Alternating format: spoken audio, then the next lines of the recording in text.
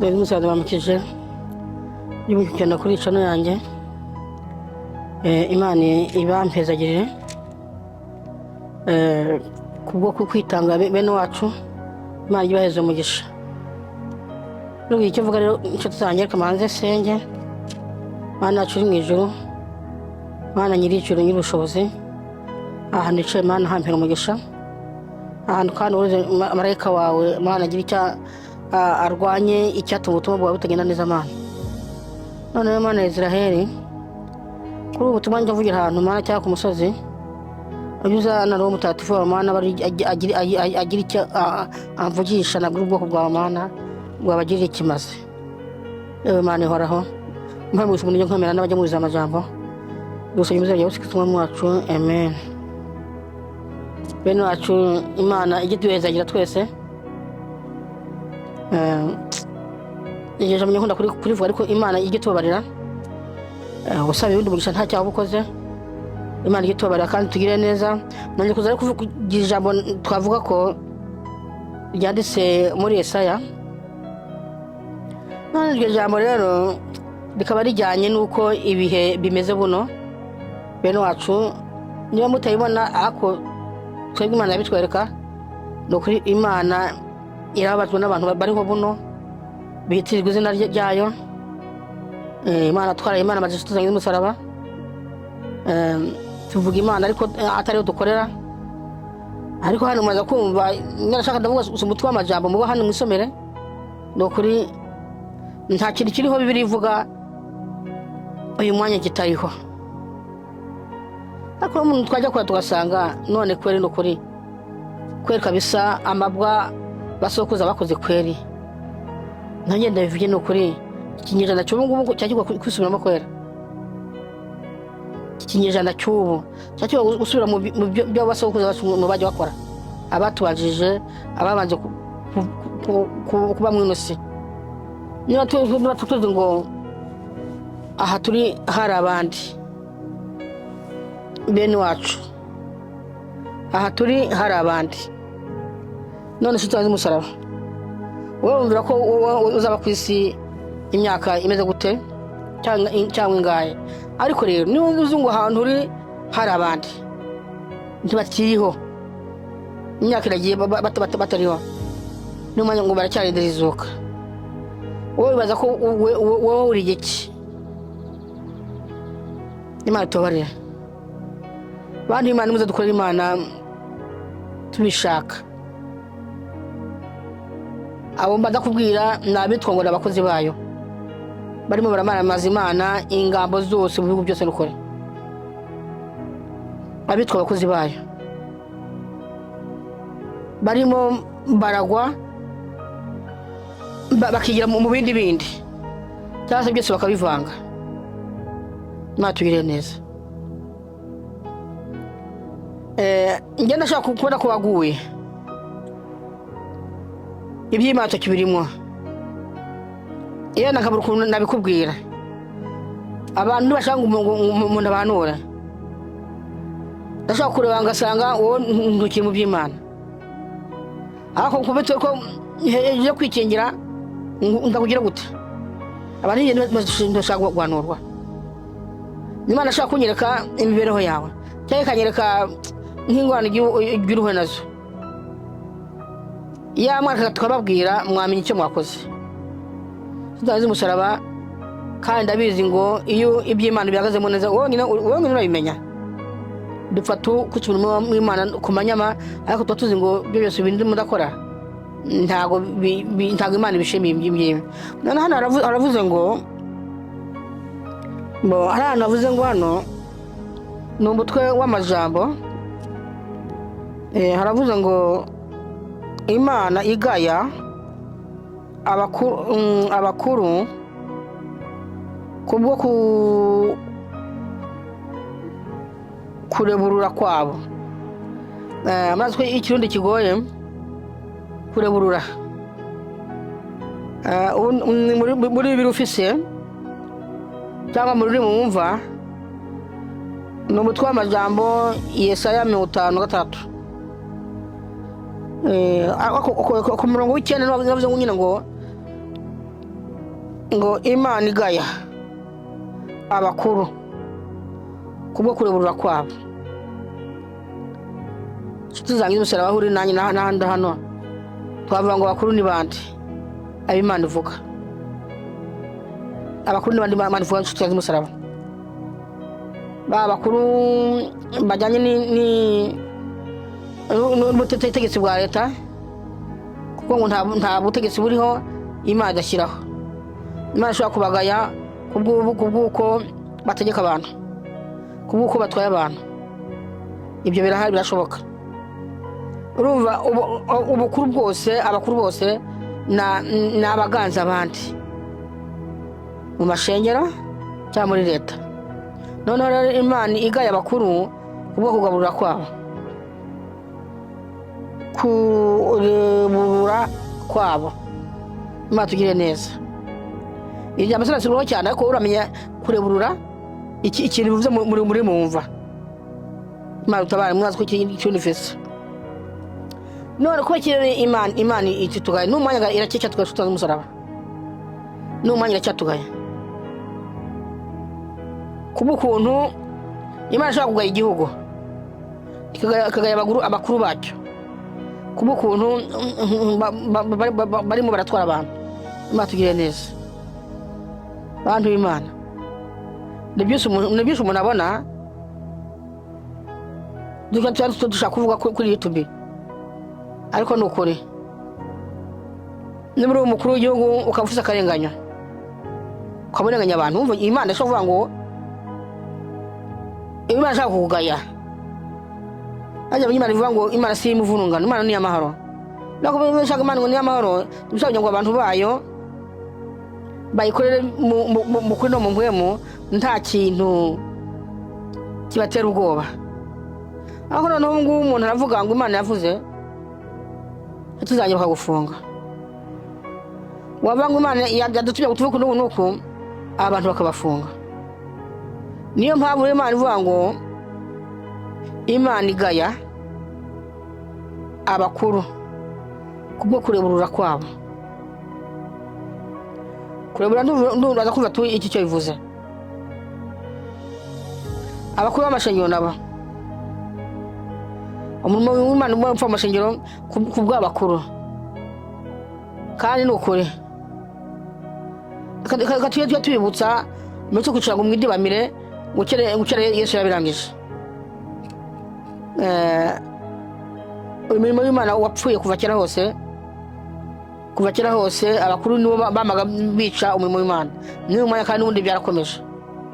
Ntacyo biri itwisha abantu b'Imana. Kugira ngo abantu bavuge gute? Niba dushaka gutira tubwira abantu ububi bwabo kugira ngo bihane. Ko tutavuga ububi bwanyu, yadutumiye ngo tuzahanwa twebwe, ngo amaraso y'umuntu uzabazwa. Natwe byatsi nyine muri zikere nyine kwera. None ni bangahe bapfuye abazira kubwira abantu ngo bihane? Bantu b'Imana, none icyo gitutu budutera mwego abakuru babashengero abigihugu, bukadutera igitutu twakuvuga ubutumwa ukuri kwamye. Ese ngo tuzangwa twese, kandi iyo ukiri mu mahoro nta ngorane wumva. Ariko n'ukuri Imana ije guhana, Mana Israheli yenyagira ubwana ukore. Imana ije guhana, kandi ibihanamo ni byinshi. Murabibona hari intambara, bari mu intambara nyinshi ziba zizeranye, intambara y'amasasu. Imana zikoresha, igakoresha inzara, igakoresha ibiki. Bantu b'Imana, batubarire. Ariko noneho akadutera basi kuri ku murongo wa 11 ntavuze ngo mbere n'imbwa z'ibigunya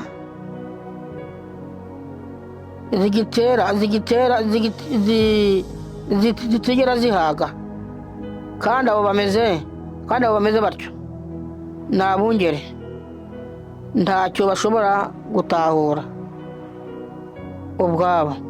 Umuntu wese yironderera inyungu impande zose. Imana tugire neza. Harimo abantu bafise umurimo hano umwana muze ngo abungere nabo yo kuvuga abakozi b'Imana nabi bana nasubye muno ababungere abantu b'Imana naho naho yabitabivuga natubwacu turabyibonera. Amakanisa yuzuye ku isi, akomera amakanisa yose avuga Imana nako atari Imana bakorera. Kuba rero Imana ivuga ngo abo bungere ntacyo batahura, ngo ni nk'imbwa z'ibigunya, ngo mbere ngo ni imbwa z'ibigunya zitigera zihaga, kandi abo bameze batyo ni abungere, ntacyo bashobora gutahura.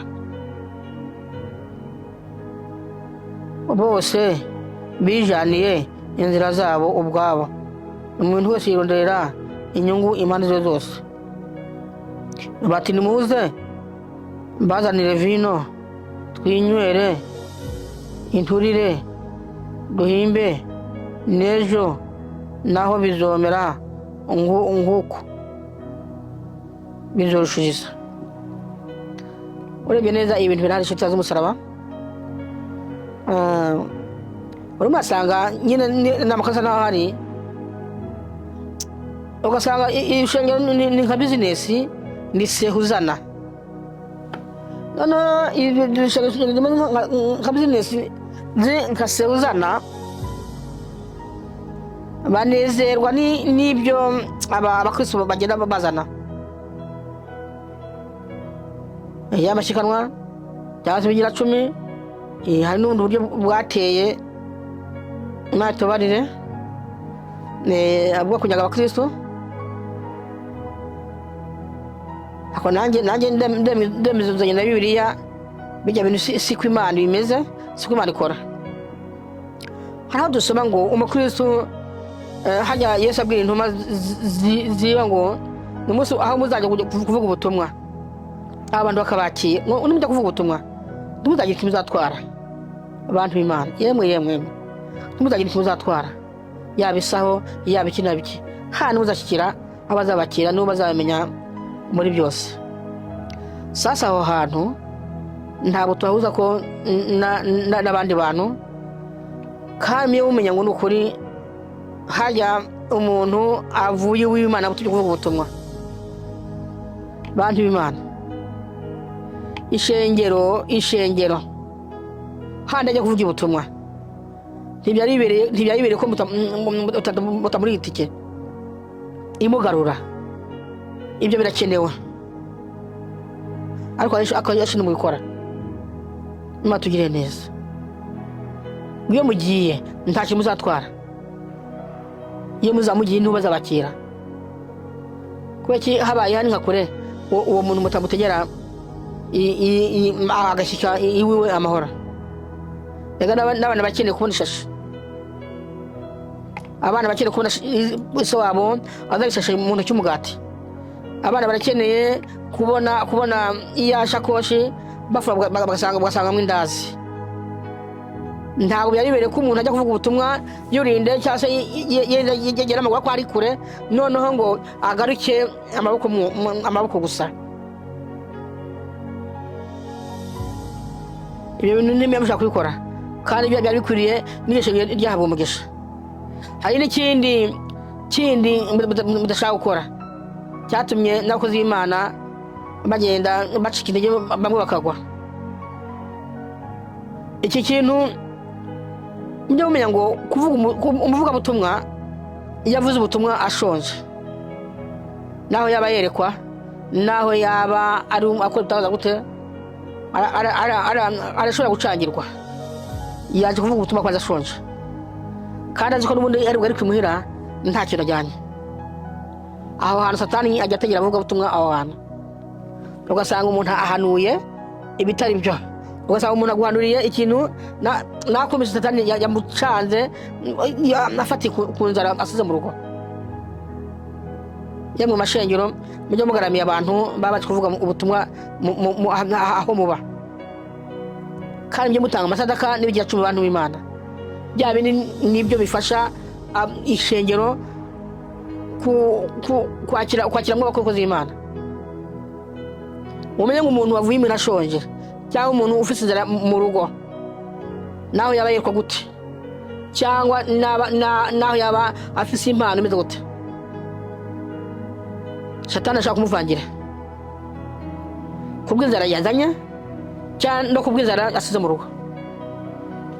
Bashaka kuba Imana gutuma mujye muvuga ubutumwa kumbe maze iminsi bibiri abana batarya ngira nibyo vuga ubutumwa ndiza kugenda neza abantu b'Imana.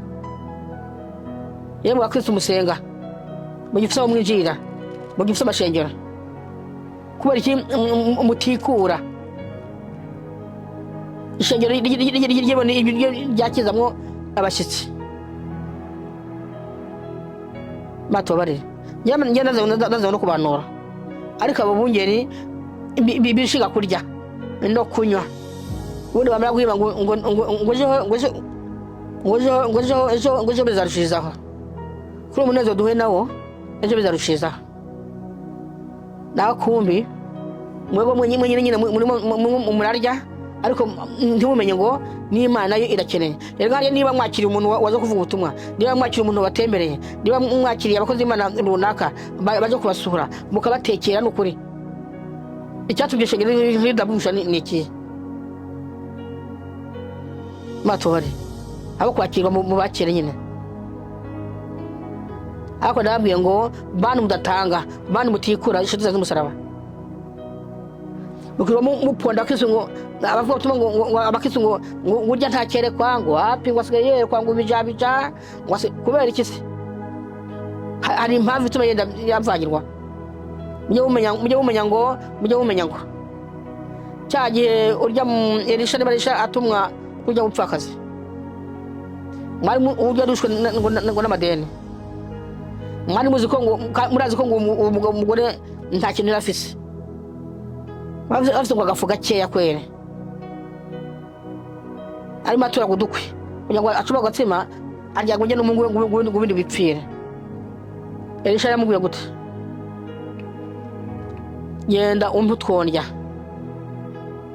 kwanza atangura ku mazi unyuma yati mputwongera wati nta kintu ufise amwere kutu agafu afise nienda w'ikino gihe wakomera gucumba kugafungu wari maraga umuntu w'inyangazi kwazi njerazi n'uwariwe terazi n'abari marajya nienda w'ikino gihe waronka umuntu nk'uwo nguwo akakuzira gutyo hari Imana ishaka kugira ngo gupime nakumbi ufise akayasi kagafu uzakoraga mu buye nakakubira ngo banzu ntekere banzu kankurege ngewe ubundi ibyabeza wakwemera kwere mwe muri kwa kugice icyo mupangira abakozi b'Imana ukagutanga ishaka ntigire ikintu rubona mwego ninde wakakubira ngo nshobora gafusigaranye ubundi ahandi Imana mizikora ninde wabyemera akurya mugore Mana sirijoro yaremeye atakira umuntu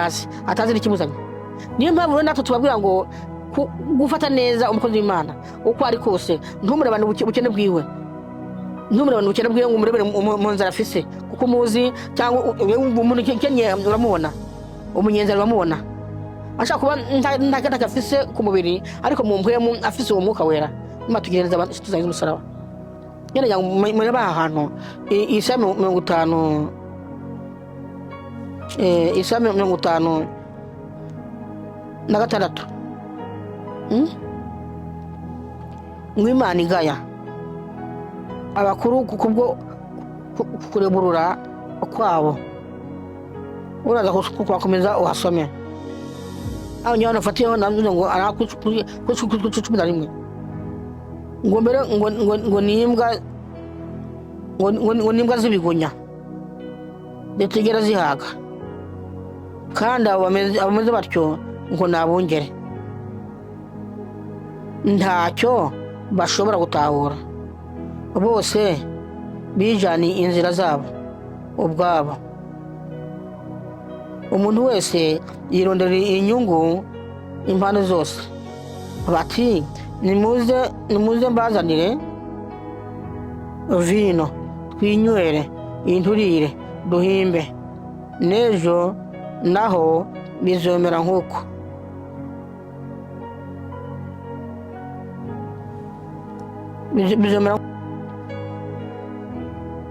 Bizonarushiriza. Imana tugeneza rero sitazi umusaraba.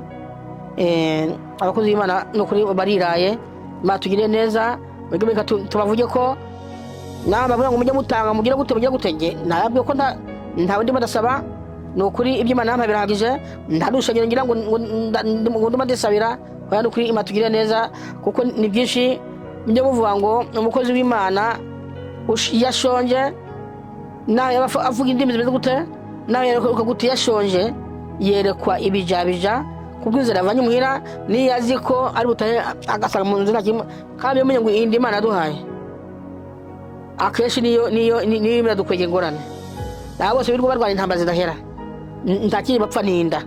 Nanjye mbubitu umaze gute, nanjye mbu umuntu ukomeye. Imana tugire neza. Njyewe ndangirija, ariko rero nimurakure, nimutange, Imana iduheze umugisha. Nimutange mugiye mu nyamashitsi, mubagirire neza. Yemwe batayi muhira bava kuvuga ubutumwa badatanye amaboko mwumo. Imana izabahezagira. Imana tugire neza. Tuba turabona umuhezagiro kubw'ikintu kirimo cyakorwa mwino si. Abongera abenshi bibere mu ikuzimu bashaka y'ubutunzi, butari ko aho abasengera nta na kimwe baronkaho, nuko Satani akabatwara muri ubwo bukene. Imana tugire neza sitazi umusaraba. Ngiye ndangirije aha, ariko nimwikure mutange. Abakozi b'Imana bajya babona ikintu barya, ntibajya guhanura.